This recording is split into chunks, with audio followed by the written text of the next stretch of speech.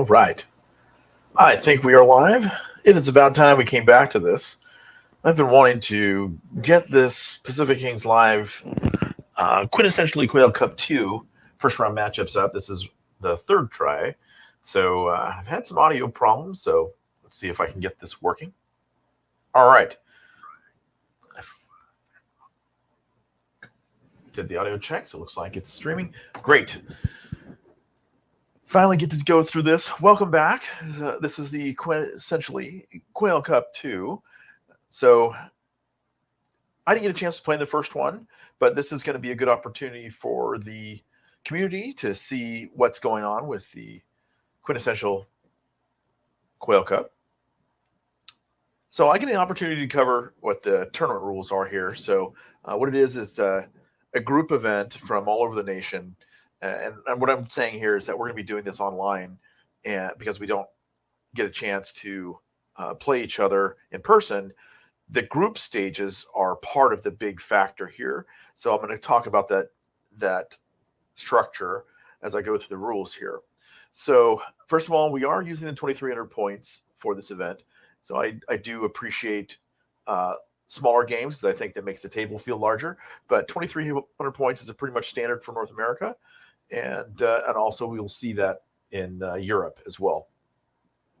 I think we do have a number of events that have that like to explore that zone at 2,100 points, 1995, which also has a different play structure in the rulebook. So I think all of those have purposes, especially for newcomers. It's a good opportunity to learn with a little less, but still keep the general feel of epic scale battles. So as we're going to go down here, we're going to see that we already started the event. Back on the 9th, we had to have our lists submitted. And then we started just about, I think, 9 days ago now. We're looking at the 22nd of December being the last day, which is today. So maybe it's 11 days in. These must be submitted by, okay, so I could be, okay, I could be wrong with the schedule, but the timetable is below, so we can cover that in a little bit. It's not such an important factor so let's keep this moving. We are using the standard 2022 rules. So if you're just listening to this and not watching, maybe you're painting, so you get an opportunity to just listen while we do this. I don't think the visuals are absolutely necessary, but it may be good for you if you're looking at the lists. I'll try to cover them generally. I don't want to go too deep in them, as I want to try to keep this in the 30-40 minute zone. So we're going to go to talk about the rules that we're playing with this. As we all know, the standard rules for the Kings of War 2022, which was a new big red book that came out recently.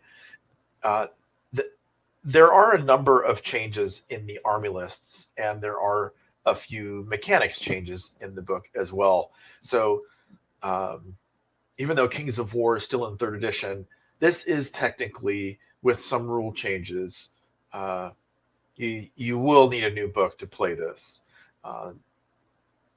So keep that in mind, that Mantic did release new rules that the players need to have.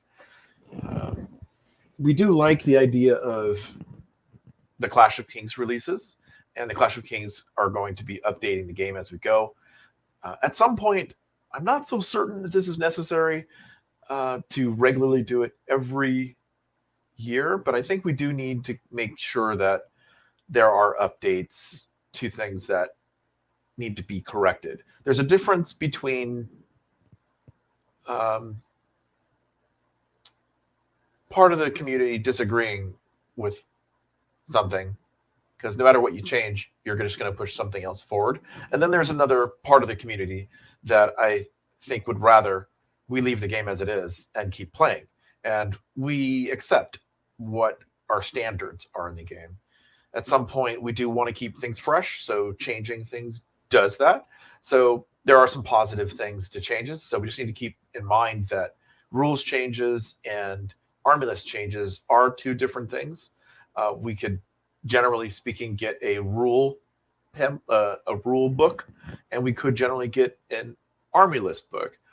I don't necessarily think that's horrible to have the two, because especially in its current form, the big book is a little large for me to carry. So splitting it seems like a logical decision for me as far as travel goes. I can split the book into two smaller sections. But anyway, that's a talk for everyone in their own their own personal opinion. So let's go on to a little bit of the optional rules that were included in this. We are using allies, but the big thing about this event is experimenting with not having access to the withdraw mechanic. Basically, withdraw is a sensitive topic for some, and it's an advanced topic for others. And somewhere in the middle, we have a group of people that really don't mind either way. But I think everyone should play and try it without the withdrawal, just to make sure you know what you're talking about when you do or don't like the game because of it. And that's why I've included myself in this, whether I feel one way or the other. That's not necessarily material. What I am interested in is how the community feels about it and how the game feels with it, and on an objective level. And I'm playing against some of the top players in the world here, and it's exciting. Now, I have played probably about 12 games so far with the no withdrawal mechanic, so I do have my opinions about it, but I'm going to save that for you guys. I'm going to let you guys watch these videos, and maybe we're going to come across a few circumstances where it would create some interesting conversation. As you can see, we have, if you're new to Kings of War and understanding the differences in terrain, the big factor here are hills can obstruct things, and standing on them raises your height for shooting.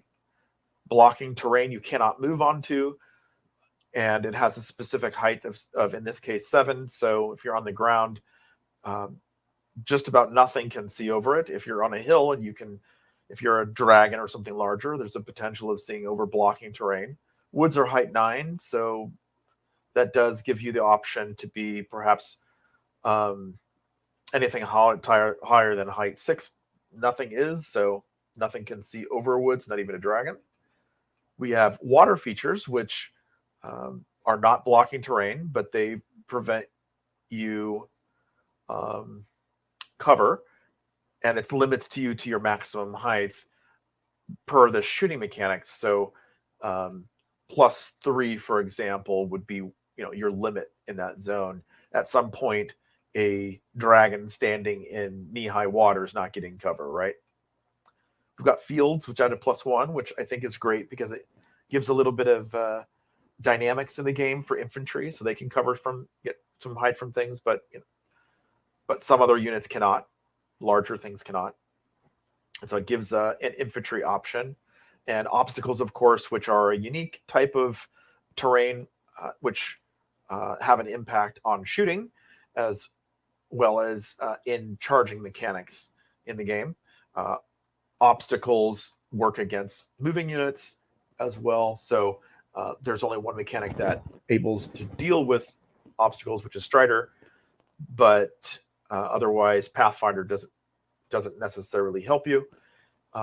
However, there is one other comment that I think is relevant for this, which is woods being height 9 are as well as being concealing, are also obstructive if you're behind it. So you have to keep that in mind in this game, that you can be blocked, like blocking terrain. You can be on the other side of woods and not be seen. So therefore, there's also an obstructing feature by woods if the opponent does not see 50% of the base. So you could have something in the woods 50% and the rest of it, or less than 50%, and the other more than 50% is behind the woods, not visible. This would be considered obstructing. So you'll just need to keep this in mind because that has some impacts on shooting in the game. So the format is set up into generally 4 groups, and we do have a bigger group because we have more than the 36 players. So group and sorry, I'm going to go into the the group sections, because typically there's, I guess there's 6 players per group, so that would be 24 players. But there's more than that in this. So that's what I was trying to say. There's a bigger group section than was normally intended, I think, which is fine. We more the merrier, I think. Each player will play 3 games while they're in this group section, and it'll be random to begin, and then it's escalates, typical Swiss structure, I believe. So blackjack is the scoring system. So you have that plus or minus situation on losses, which creates a gap as you move through it, and then as the points are adjusted in this gap structure in blackjack, you can see how that makes an impact on the total scores as we go along. So I think you'll notice that we can talk about that as we look at some of the results that we know that have happened already, but I'll cover that. So we are counting victory points, attrition score, and value of third total points value of enemy routed. So we'll go into that because that's covered in some of the scenarios. Playoffs will be 4 rounds, and the winner will progress. And so there's a slide that shows the tournament format. Basically, it's the group stages at the bottom. You've got a playoff section. So in the playoff section, you're going to see the group A winner, for example, and the group A second place face off. And then you're going to have group B and group and so what's interesting is about you switch groups in the playoffs. So group A and B are playing against each other. So fourth and third are playing there, and you'll see this in the chart. I don't want to get too overcomplicated here. Once you get to that, you're going to have a group A winner, then you're going to have a group B winner, and all the way across in the group sections. And then there's a semifinal between those four. From those 4, we'll leave 2. Then you'll have a final with 2 final players. So let's move on to that. Typically speaking, we are going with clocks, but because there are some real life scenarios where some players will not actually be able to play against each other. So let's say someone from California is playing someone in Australia. That may result in them playing by email. So that may not necessarily have a clock time running in their game. We were talking a little bit about the timetable. Started on the 11th and ends on the 22nd, which is today. So we're actually literally gone through the first whole round. It has been pillage, which I will talk a little bit about. Well, I don't think I have a slide here for pillage, but I think most people understand what pillage is. You get 7 tokens. Top player, 1 player roll. The players roll off, and they split the tokens. So one player is going to get 4, the other one's going to get 3, and then they get placed on the table edge or the table board somewhere. Yet the structure is that can be placed anywhere. So this is done before table sides. So there is an advantage to having a strategy here. You just have a plan, and if you win this, you can get a pretty huge advantage if the tokens favor a particular side of the board. Excuse me. So on the timetable page, we see one last thing, the map. So it's QVR 5. All of the maps are already pre-chosen, so we can look at them. So round 2 will be map wrap QVAR 13. And so if you go to Universal Battle, you will be able to type QVAR in the terrain search. And I would just type in QVAR, and then it'll find all of them that have that heading, and you can see which ones you would like to practice. So loot is the next one in round 2, by the way. So which will start tomorrow, and we should get next pairings. Now, I looked online. I didn't see the results. So Jonathan hasn't put that out yet, but I do have results as of a couple of days ago. So we'll cover that. And here's the last slide showing the tournament format. We talked a little bit briefly about that. at the top you can see the final for the 2 pairing, and so then Group A and Group B winners are going to go up here in the semifinal, and then Group A, you see that's, we're looking at the reversed, of course, but you can see the Group A fighting each other, Group B is fighting each other, and you can see how the splits are down at the bottom, and see how the pairings were mixed up in the different group sections. And then of course we are still currently in the group stage, so there's 3 rounds, Group A, and you can see that back up here. There's the 3 rounds. Dominate is our last one, so we got Loot coming up next, and then of course in the playoffs, we'll be doing this around Christmas time window for the last 16, and it'll be Control, which is one of my favorites. So, all right, so let's move on quickly here. So this has been about 15 minutes so far, if you're keeping track. So I'm going to go ahead and talk a little bit about who showed up for the event. So we do have some really big dogs, I think, out here. I don't have the slide for who the Masters players are. I think actually I am keeping track of it, but I'm not so sure if I have this on one of these slides. So we do know that the Clash of Kings in the UK was recently, like a month and a half ago, maybe a month ago. I'm not quite sure exactly.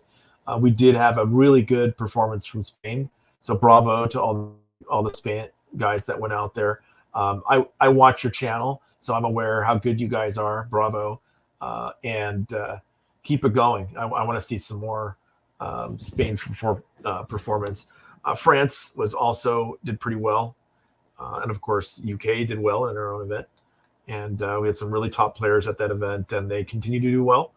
And I love how they have a good density of players and can really get a chance to advance, I think, the meta. So I think if you're interested in seeing how a high density group of players is playing, you can start seeing how what kind of lists they're building and why. And I think when it comes down to different strategies, you're going to be very interested in different mechanics, and get yourself up to speed with a world level of meta. But again, the meta itself isn't everything. You can bring absolutely completely something different and be very good with it and do pretty well, as this game is a pretty balanced game. One of the most balanced games I've probably played yet. So looking at the player list, I didn't separate this by country or group, but you can see that it's about 50% United Kingdom, and let's put it this way: it's about 25%, maybe a third United Kingdom, another third United States, and then another third or 40% is the rest, depending on how you look at it. And Spain has a pretty good representation in that last third.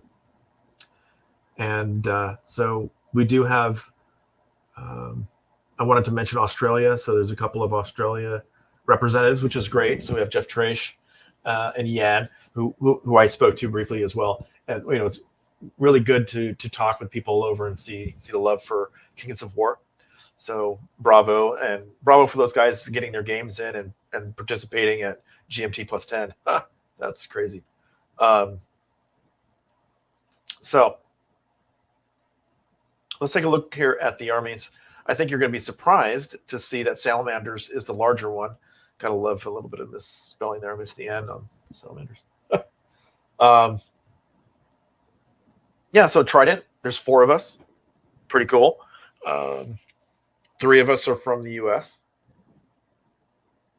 So we've also got Elves, which is a pretty high quantity. I'm not surprised that we're seeing a little bit more Elves, especially since we've got such great players that play Elves. Chris Lynch over there is a top player. We got Keith here that's pretty good. He's up in the top charts in a lot of the big events. We've got some of our Sylvankin players. So I'm surprised that we don't see Sylvankin. I was going to mention Matt Griffin, for example. We've also don't see many Twilightkin. We did allow the Twilightkin. I'm misspelling there. It's just Twilight. In a rush. We don't see a lot of the we didn't see a lot of Twilight Kim here, but I think knowing that they're kind of on hold for something new, a lot of us put it down. And good for Thomas for coming out and doing it. He's a hardcore Twilight Kim player, so bravo to him. We do see some Basileans, which I think is one of the stronger armies out there, especially with Julius. Dwarves are pretty good too. I'm enjoying the dwarves. I'm interested in seeing how they're going to perform in this event. Empire of Dust, we got three showed out for Dust, which I think is great. We don't have. I think Dust is kind of taking a little bit of backseat, but they're still good. I think you can really play a different kind of strategy than the meta and still play pretty well. My favorite army thematically is Dust, and so I really want them to be a part of the community, and I'm glad to see a couple of lists come out. I've gone through my phase of playing nature, and I really do enjoy the flexibility that it brings. So I'm glad to see nature out there. Force of the Abyss is one of my favorite themes as well. I really like the Dante's Inferno, which I kind of based my own Abyss army after. So we got a single halfling in it. I really feel like halflings has got a couple of gotchas that a lot of people aren't prepared for, and really are the counters to a number of armies. For example, like Trident, because they can hit on 4s, ignoring cover and all of the limitations with the aeronauts. Night Stalkers is a surprise. We only have Adam playing them. We know Adam is pretty good, and so I'm a little bit surprised to not see those out here. But it's actually welcome. I think we're happy to see a little bit of balance, impact, and people step back from them. Not that I think people should. I think there's still some untapped resources in Stalkers that we just don't quite see yet. We do still kind of see the standard balance build, which is good. No argument there, but I think there's still something to tap out of Night Stalkers that people haven't really used yet. So we do have Chile here. So great for having someone from Chile playing. Which Ogres is the only Ogre player. So I don't recall looking at this list, openly speaking. So I hope when I get to the play group, we'll cover all of the lists. We got 2 Ratkin, 1 Slaves, and 1 Standard Ratkin. So Sai is playing that, and we know Sai is a pretty good player. He's goes to Masters in the UK, and he's in the upper levels. Good for him. And I'm a big Ratkin player.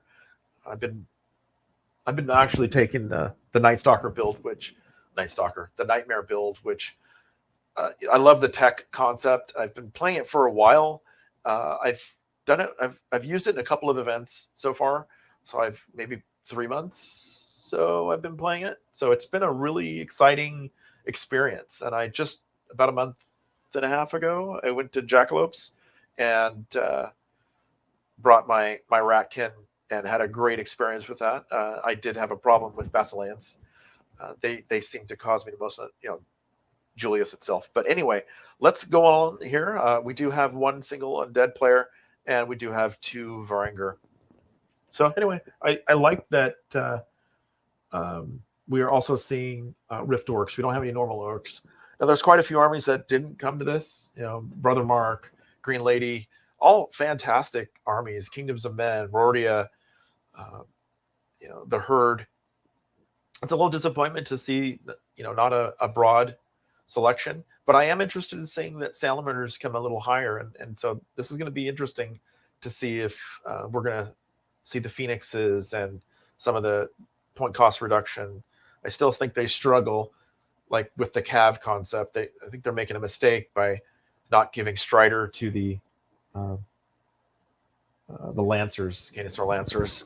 I just feel like that's their one gotcha. If they could run through terrain, run over, and charge and not be hindered, they wouldn't hit on 5s, and they'd be a great unit, a solid unit for Cav. It doesn't have to hit amazing, but with Strider, if they pay the points to give them a hitting on 3s, you've got 1 solid Salamander speed 8 unit. And I think it's okay.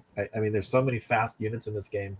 I think they can afford to just upgrade that unit to Strider, or maybe even just make one unit Strider, one buff for an elite case, or even see if that unit can come back. That's such a great model potential. Anyway, I'm going too far on this, but let's just continue. So here's how our pairings went for our group, for all the group setting. So I'm going to just cover the group one tonight, so I can try to keep this under 40 minutes or so. Maybe push a little bit further just to kind of get it all done. We're about 25 minutes in so far. So, but yeah, we can take a quick look here. We got Justin and Adam playing each other with Corleone and Bobson, and Juan Pablo versus Alfred. So Alfred's a U.S. guy. I'm not so certain I've met Alfred yet. I haven't met anyone else before, but I'm quite familiar with a majority of these people. So I'm very excited to see how they perform. Group 2, we've got Mike Zettelmeyer and Samson Garcia, two very good players. We've seen both of them playing on Dash 28. And so we've got Nick Williams and Chris Christopherson. That's great. I think it's going to be interesting. Nick is a long-time player, and he's also experienced with rules testing and play testing, and very experienced just board gamer, and a very important part of the community, I think. So it's good to hear from him, see him in our event and participating. So we got Kyle Peach, who was another well-known Dash 28 host. We've got Chris Bellows, who's I think this might be his first big online, but I'm going to be really excited to see how he moves forward as I watched his game, and I think it was exciting. He's playing with Forces of the Abyss. So we're going to be going to Group 3. We've got Elliot Morish and Ed Herzig, and both of these two guys have shown themselves to be very great players in their top group up in in the UK area. Ed often plays nature and Sylvankin in this world of Kings of War, which is great. Jan is playing elves, and he's playing against Jeff Radigan, who is one of our Texas leaders. He's in the top tier. Gotta do a shout out to the Struggle Shack. So this is definitely a tough list that Jeff brought. I think he's experimenting. He likes to experiment with a little bit of the more challenging and more extreme parts of Kings of War, and I do know that he's got some more patented strategies of his own that I think have done pretty well. We've got Chris Fisher and James Carpenter, more good players. We've got Richard Lanking and Bart Kohler, also very good players. Richard has been playing his Ratkin, but I think he's playing dwarves. We got Bart, who's you'll see him frequently playing with Night Stalkers and Trident. He's using his Trident in this. So we've got Raphael, and we've got Matt. I haven't got a chance to see how Raphael plays yet, or Matt. I haven't ran into either of them either, so it'll be interesting if we ever come across. We've got Diego and Oscar, so that's going to be a good matchup. So we got Group 5. We got Cy Brand and Steve Tano. That's going to be another good one. I've been kind of waiting to hear how their matchup goes. I'm sure they've played their game, but I don't know how the results are. I'm going to be taking on Justin Berg, who's another U.S. guy. So it's unfortunate one of us have to lose this game. We got Jeff Trash and Steve Forrester, and Jeff is a longtime Warhammer player, and has an outside the box thinking when it comes to this game, and gets to explore that in a zone that we don't get a chance to compete in Australia. So I think that's good to see Jeff coming out here and playing in these big events and exploring a new player base. And I think that's one of the reasons why I do this too. And Jeff is also one of those players that prefers efficiency and trying to make those units as effective as possible on the table. So they're the least point cost units that are as strong as they could be for their point value. That's a kind of counterproductive to a lot of Alpha Strike styles. So you'll see a number of Jeff's lists bottom end on his lower end of unit strength will probably be around 30. So because of the efficiency aspect he puts into his lists.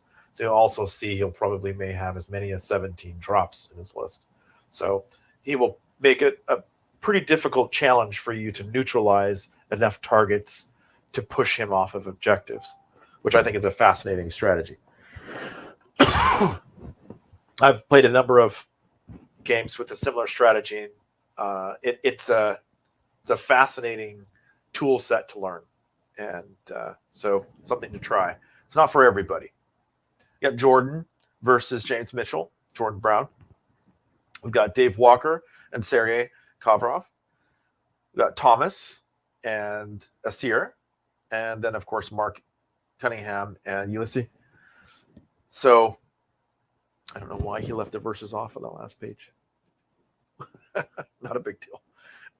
So yeah, this is an exciting group. So in our next slide, we'll see that we've moved on and some of our games have been played. But I wanted to show before that, I wanted to show what the points structure is for running in blackjack like this. So you're going to have the round base points. You're going to get a 14 for a win, a 10 for a draw, and a 7 for a loss.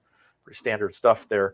And when you look at these plus or minus numbers, if you haven't got a chance to play blackjack yet, your opponent, one of you is going to score high and one of you gets the opposite of that value. So it's a plus or a minus. It's going to impact your score. So it's almost like a ratio. So if you take this into, in this scenario points, you, on average, most players, let's say in this game, you're going to have 7 tokens on the board.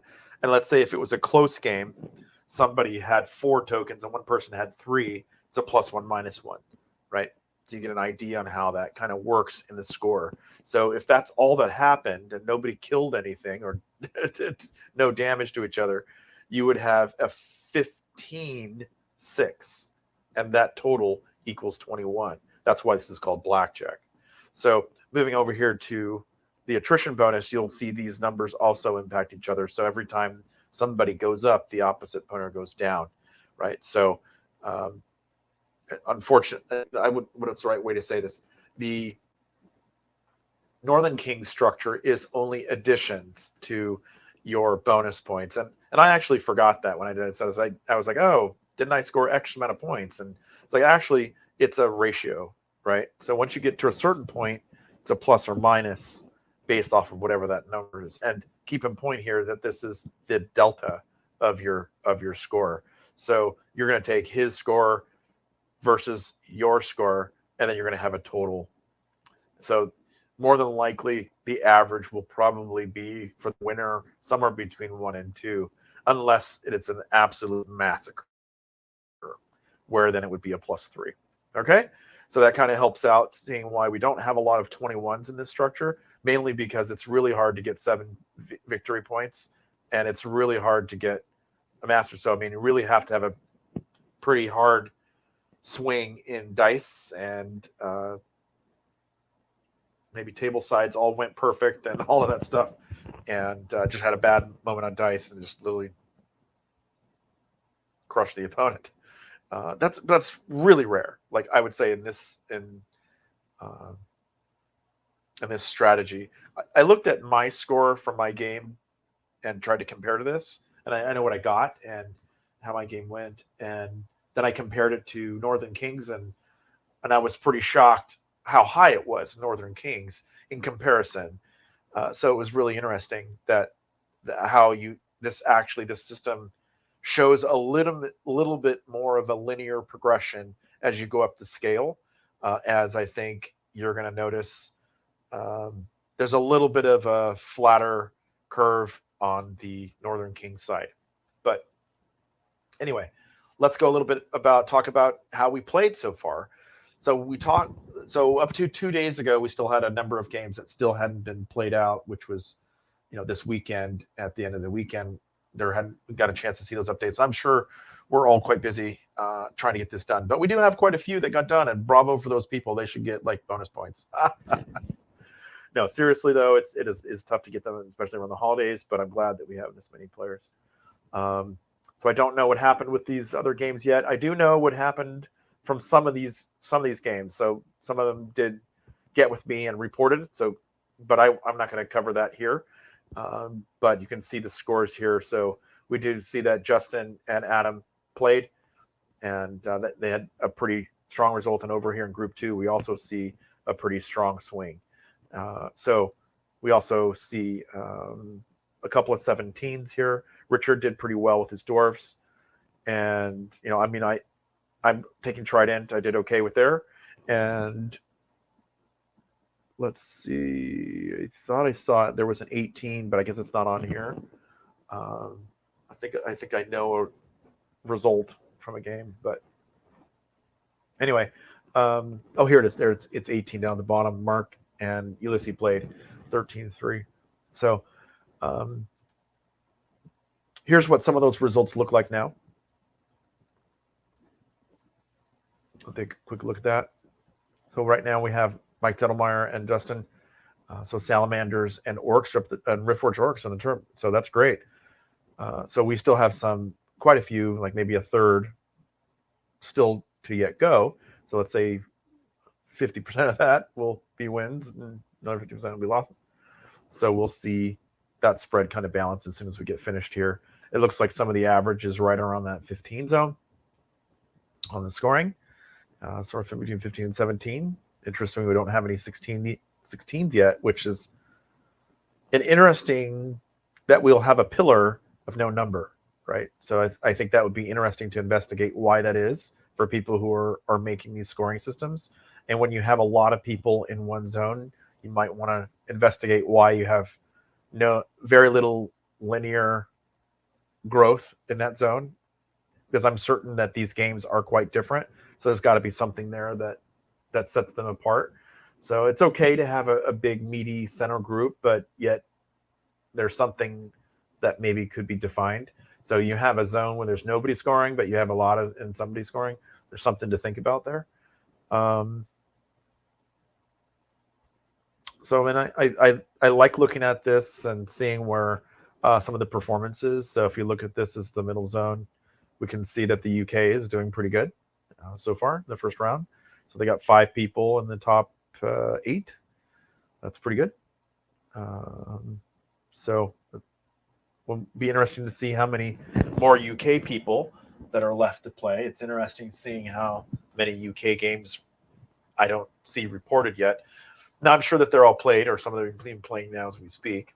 It's the last day. Now UK is already in bed and getting ready for the next day. But yeah, so we have these players still. Okay, so now I'm going to take an opportunity to just cover some of these lists. So let's do that. So we're just going to do group 1, and we are at 38 minutes so far. So we're just going to do these quick lists. We do know who won in some of these games, but let's go ahead and just talk about them. I really like Justin's list, and I liked this before I knew what the results was. And so like I said, this is the third time I've recorded this. But I love the idea of the Legionaries, and you can. I haven't seen the game, so I don't know what the results are, but I really like the concept. He does have 3 non-scoring units in the list. He's got 24 unit strength, and then 11 of those are scoring. He's got a good solid chaff. He's got the Storm Fort Shrine, which does the Fury, which I think is a great mechanic for your front battle line. He doesn't have a very strong shooting force, but he does have some light support, which is okay. He's got the periscope for the hex concept, and you can shoot lightning bolt over as well. You get the Rift Forge, which is another combo charging cheap mounted character. So its potential of doing significant damage. Host Shadow Beat 6 and having 3 already is pretty solid. I personally think this is a pretty solid choice for the point cost. Yeah, I don't see anything wrong with it, and I think it's effective. I'm trying to think of anything that I would, I mean, he's not mighty, so that's kind of like a gotcha. And if he has to run through cover, that's kind of a gotcha for him. But otherwise, it's not that big a deal. I mean, it's just a character to stun, knock down flyers, and let you make your own punches. You just got one unit of Hell Strikers, not two or anything. So it's really good to see a balanced list like this for Rift Forge Orcs do well in its first round. I think that's pretty good. I'd love to hear about what happened in the battle. Too bad we don't have slides to show for it, but I think we'll be looking at these guys going forward. So let's move on to Adam's list. I think you guys are probably familiar with Adam playing this before. I think he's been taking this to Clash of Kings. If not, let me know. I thought this was something that was pretty common. We've got the Mind Screeches, the Shadow Hulk. We've got the Banshee with Chorus, which is a pretty good concept. I'm not so sure I'm fond of the Reaper Soul Drinkers, but for the point cost and their speed, hitting them with 5 attacks, you've got something similar to the Mythicans in Trident in that it's pretty decent. It doesn't have Ensnare, so it's not fantastic, but it's not bad either. It's stealthy. He's got Duelist, so he can character hunt. So I mean, I think I don't really think the Aura of Life Leech does anything except affect the other Soul Drinkers. So, but of course, it's got Life Leech itself, but it's +1. So I guess that's keeping each other alive more because I think it stacks, right? So that's not horrible. The Butchers, Blade of Slashing. Okay, this is pretty the common stuff, but he's got the 3 Fiends. One's a Horde, and then 2 regiments. Now, I like the Fiends because, for me, they play a little bit like the Ogre Berserker regiment. So you can kind of throw them out there, you can expose them, and if they don't hit them with enough power, they will strike you back. They only hit on 4s, so really they don't do well with cover. They have Vicious, and the Fiends are CS1, but it's the tax really that they're trying to use. But I think the Ogre Berserkers have 15 attacks hitting on 3s, so it's not equal to the Berserkers, but they're not bad. I mean, they do their job. So then you get the Scarecrows. He's got 2 regiments and 2 hordes. And I don't think this is a bad list. I think it might be a little bit eclipsed now, but it's still a very solid Night Stalker list. So let's move on to the Salamanders. So I think this is Corleone's list here is pretty strong. I don't know the results here between Bobson and Corleone, but I like the list. It's got 4 Scorchwings, 2 regiments, 2 hordes. This isn't surprising. I went to Jackalopes and 16 players. I think 12 had flying as a core part of the list. Had 5 or more, and I think 50% of everybody at Jackalopes had 7 or more flyers, and it's probably common to run into 7. The most I think was 9. So it's not a surprise, but he doesn't have a lot. I mean, he's got the Fire Drake, the Scorchwings, and that's pretty much it. It's a little bit low on the drop count, but it's got a balanced high unit strength. So it's going to be interesting to see how he's able to keep some of the softer things alive in his list. So he does have the Defense 6 Ancients, but he does the Scorchwings, the Gakoda Warriors. They're a little bit soft, and you want to deliver the hammer as hard as you can. I think there are a little bit more competitive lists out there than this. I think you can really need to take advantage of some of those salamanders, the breath, the like Helidon, for example, and even the other Komododon out there, Komodon. I think that's actually starting to become a mainstay now with the shooting mechanics. That they score and can shoot and chaff is significantly advantageous compared to the other weapons that are out there. So he's taking the Scorchwing approach. So maybe he wants to fly and flank instead of having that, and then he wants to hold ground. So I think this is I've seen some similar kinds of lists out there with Rakawas.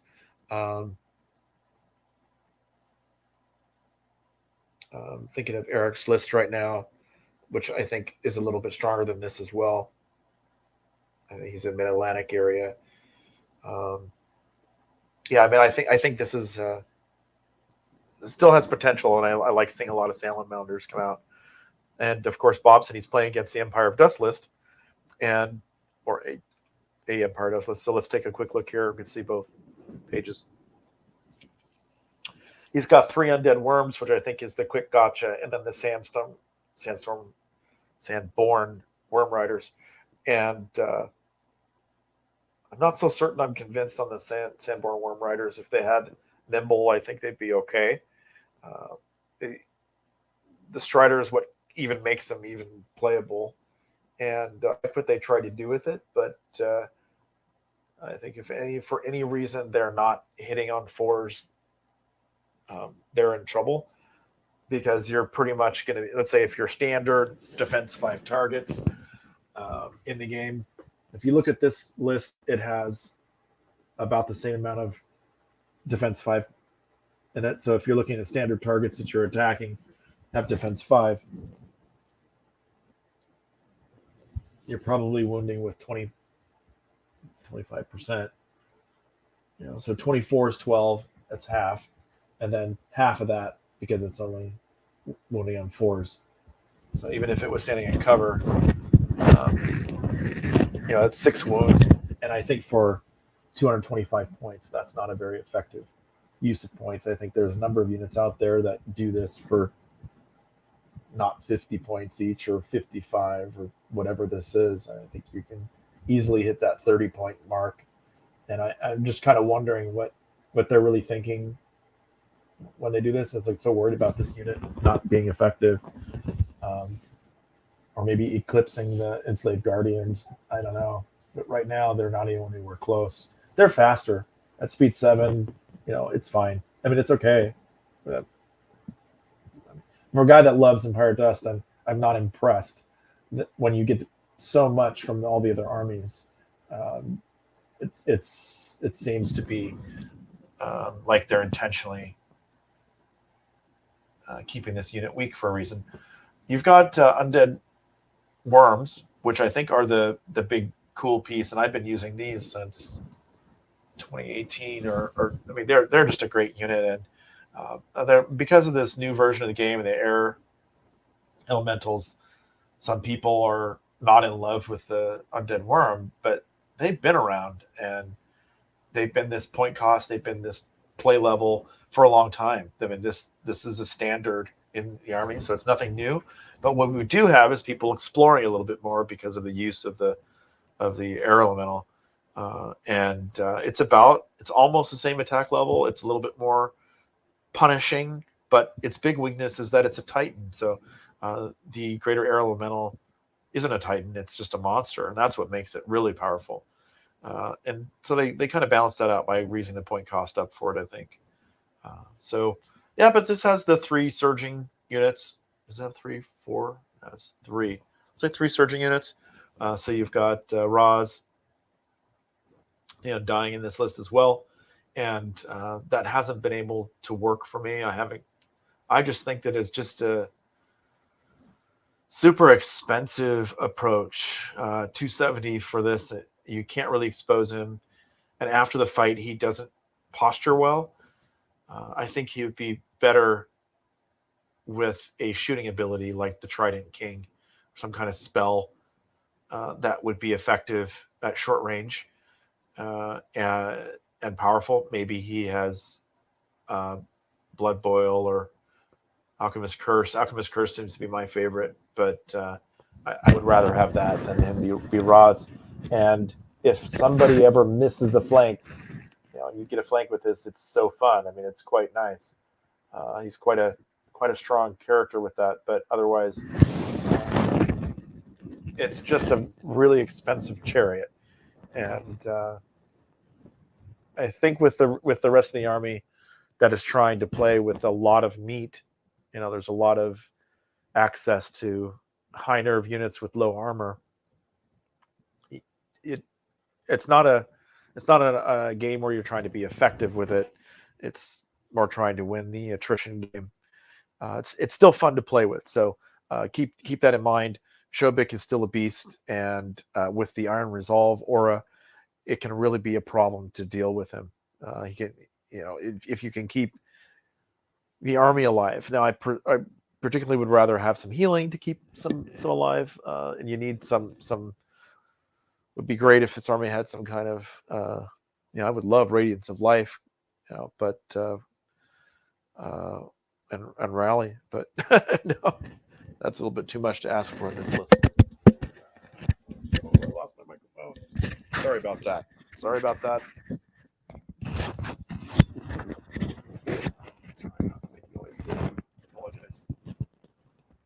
Okay, let's keep going here.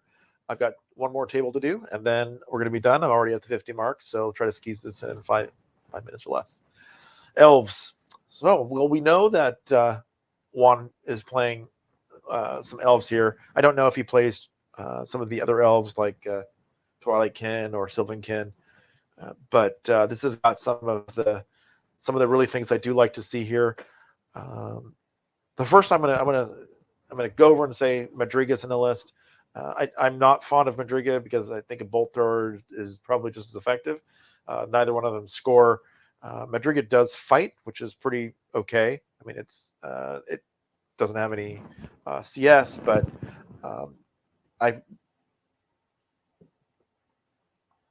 am not so certain that I am in love with Madriga. So I do think it does add you some more shooting platform. The trick shots, cute, but the inspiring self kind of ruins it for me. I think that's kind of like the one last thing that says, nah, if I can't inspire other ones, I just feel like all characters should just inspire standard. At a minimum, all characters should inspire themselves.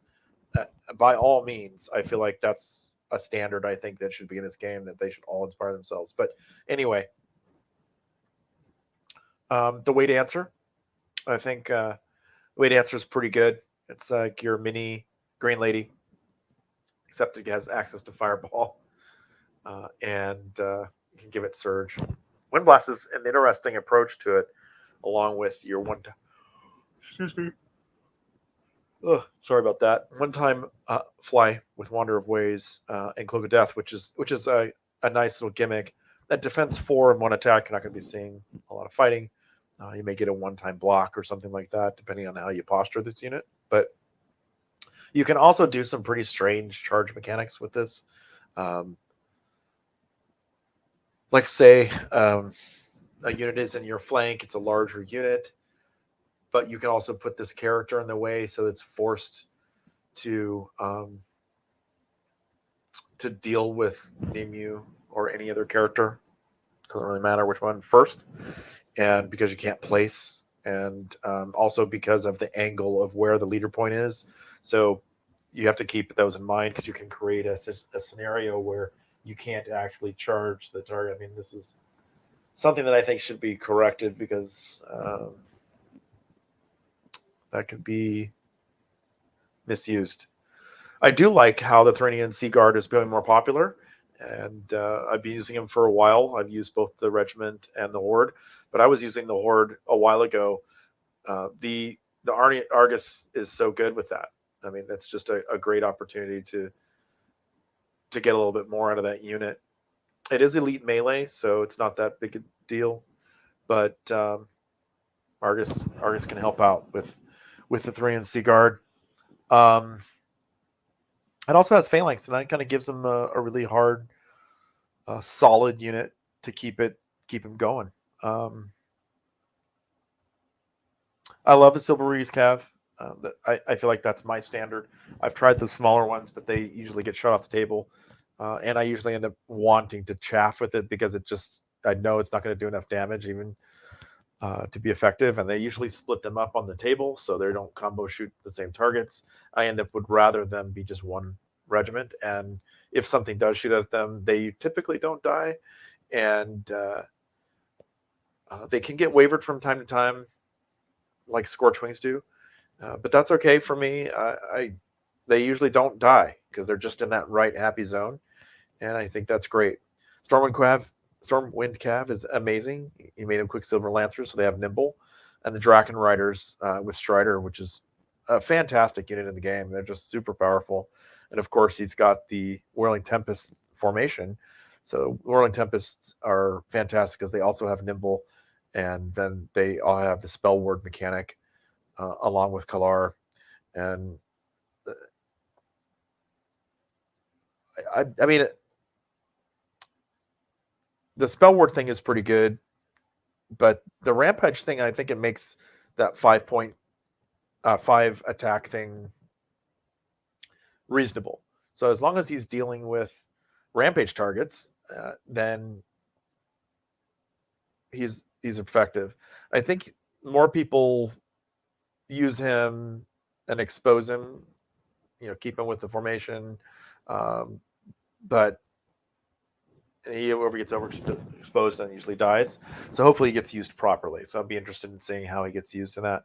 And of course, he's got a single unit of Gladestalkers, which, I think it's still a good unit, and its point cost still is strong.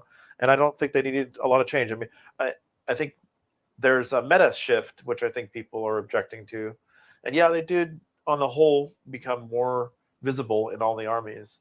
But they've been around for a while, and in their elite form. And I was using them before, back in second ed.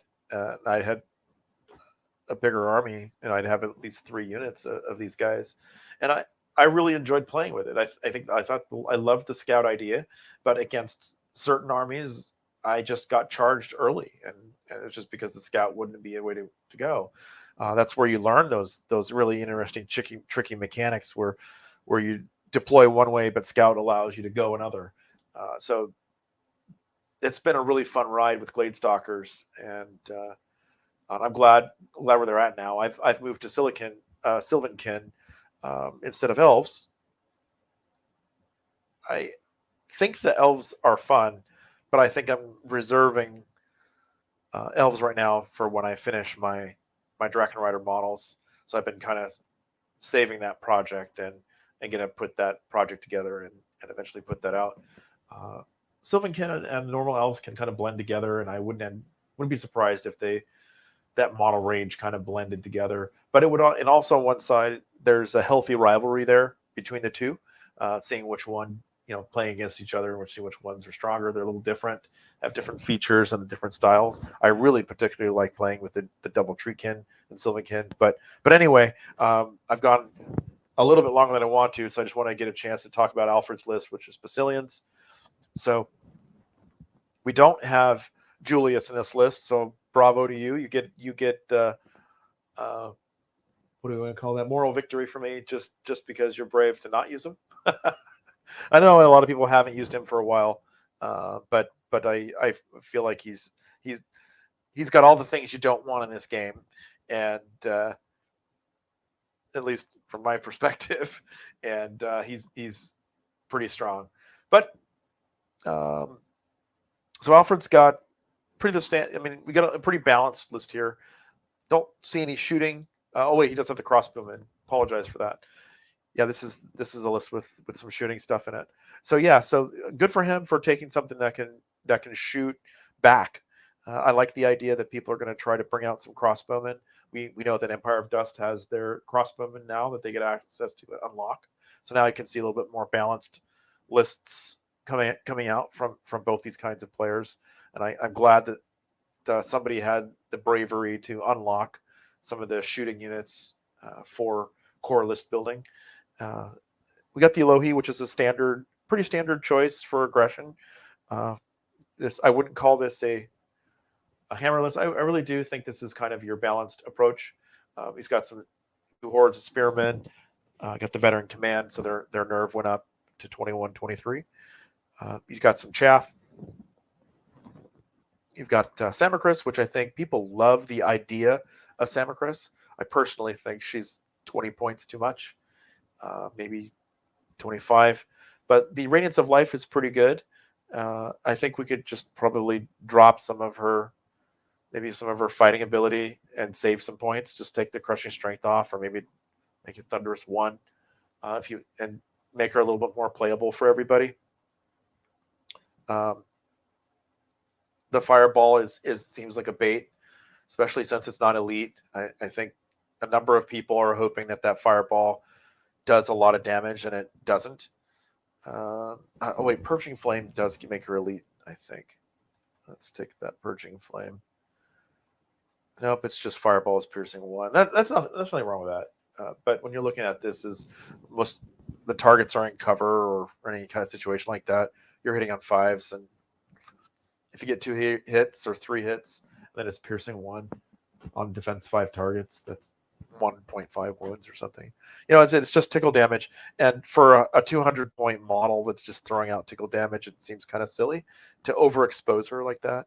A lot of people think, she's in my back lines. Oh no, it's like 6 points, 6 attacks or whatever. It's like I'm not really impressed, and I think it's just it's almost a bait to misuse her. And why not just make her a little bit more for her role instead of a multi-role piece? Just make her role as the healer and more of a support piece, like a Phoenix. And if she is a Phoenix, then maybe she needs to have the Phoenix skills. She is on a 40, so that's pretty good because she can sneak around the table, and she has a bigger platform for Radiance of Life than an infantry character does. That's good. And she doesn't have regenerate 5. Anyway, I'd be interested in see how I feel like Besselians as an army are in a good place, and I'd like to see how they go. So again, this is between the two of them. I think I'm going to probably go for probably Pablo because he's got a stronger alpha striking ability. It'll be a question of that table has quite a lot of terrain on table 5, so it'd be interesting to see how the results of Juan and Alfred's game. Alfred is in the U.S. Juan Pablo is, I believe, Spain. So I expect Juan Pablo to be quite experienced with some of the tougher lists out there. And being that Empire Dust plays a little bit like Besselians with their Iron Resolve, I know that there's a couple of Empire Dust players out there that are pretty good and in Spain. And so I think he probably is going to have an answer for this. So I'm going to go for Juan Pablo with the Elves on this game. On Corleone and Bobson, I'm going to also probably gamble that Corleone is coming in a little bit more experienced and has a plan on how he's going to use his Scorch Wings and Rockwaz. However, I would really love to see my Dust Army here to come out. I really do like Empire of Dust. I really love the multi-worm build lists. I personally would have traded one of these worms for a chariot. I really like the idea of delivering a chariot.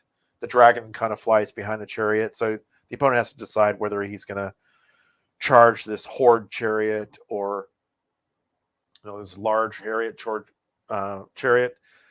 or let the chariot hit them, and also potentially the worm. I really love that the concept, and the point cost is pretty good. And I think one could probably drop one of these worm riders and probably go with Enslaved Guardians and have a stronger frontage. But this is just how I probably would take the strategy. My current list is a lot different than this. I took out the worm riders altogether. I did use them for a while, and I've gone to a shooting mechanic with the 2 archers, which is not new. I mean, Adam Ballard's been doing that for a long time, and he's got me plenty of times with it. But the way that I'm using mine in this list is more of an advancing fighter, and so it's just really the shooting is kind of secondary, even though it's piercing 2. It's just a push to move forward, and then I'm ultimately wanting to close combat with my enslaved Guardian archers. And while I have the support from other things, and I've tried a few allies in the list, and I think that works too. So I've used a couple of different strategies on allies. But I feel like this list is fine the way it is. It probably plays okay, and the model ranges is superior. I mean, it's fantastic, especially Mantic's new models, which are great. So yeah, so I'm going to go. I'm going to go back here and say, I'm gonna go for Bobson. Let's go Bobson. I'm gonna go for the Empire Dust over here with Justin and Adam. I was rooting for the underdog here. At least I was thinking the Reforged Orcs were the underdog, and we know that how this battle went out. I would love to hear the stories. So anyway, so you have my thoughts on these two. Thanks for going through this for the whole 1 hour, and we'll be looking forward to doing more of these. Hopefully I'll be able to squeeze through some of the results of the first round in the next video, and then we'll talk about the other group pairings. And if you have any questions about this, go ahead and message me. And if I made a mistake or lost something, or you had a question about any of the QQC rules or mechanics, perhaps I missed something there too, let me know. Thanks for watching. See you the next time.